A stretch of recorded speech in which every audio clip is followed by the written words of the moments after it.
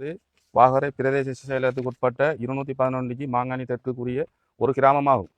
அந்த கிராமத்தில் முஸ்லிம்களின் பூர்வீக கிராமமாகும். இங்கு வந்துக்கிட்டு 1952ஆம் ஆண்டு வரலாறுகளுக்கு முன்பதாக முஸ்லிம்கள் வாழ்ந்த வரலாறுகள் இங்கு காணப்படுகின்றது. கிட்டத்தட்ட 200 வருடங்களுக்கு பழமை வாய்ந்த ஒரு அடக்க ஸ்தலமும் இங்கு உள்ளது.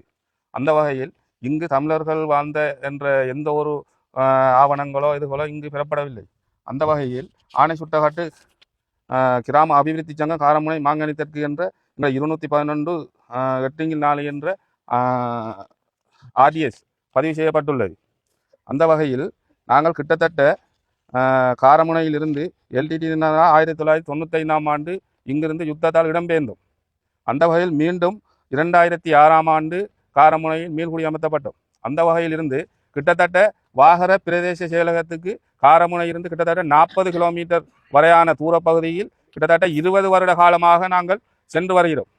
இதுவரை காலங்களுக்கும் எங்களுக்கு எந்த ஒரு அடிப்படை தேவையும் பிரதேச செயலகத்தினால் செய்து தரப்படவில்லை.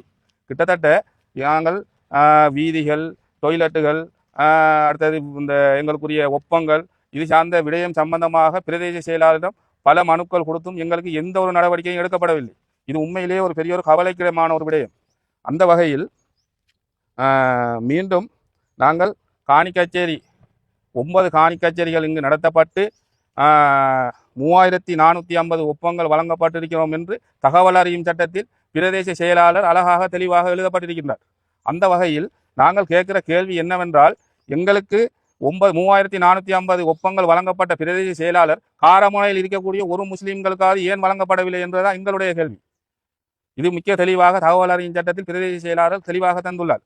அந்த வகையில் இதை உரிய இது சம்பந்தமாக கௌரவ எம்பி ஹிஸ்புல்லா அவர்களும் இது சம்பந்தமாக பாராளுமன்றத்தில் எத்தி வைத்துள்ளார். இது சம்பந்தமாக கௌரவ ஜனாதிபதி அவர்கள் அனுரகுமார திசாநாயக்கா அவர்கள் கிட்டத்தட்ட மாவட்ட அபிவிருத்தி குழு கூட்டங்களில் கலந்து கொண்டு இதுக்கான தீர்வுகளை பெற்று தந்துவது எல்லாரும் பேசப்பட்ட ஒரு விடயமாக இருக்கின்றது.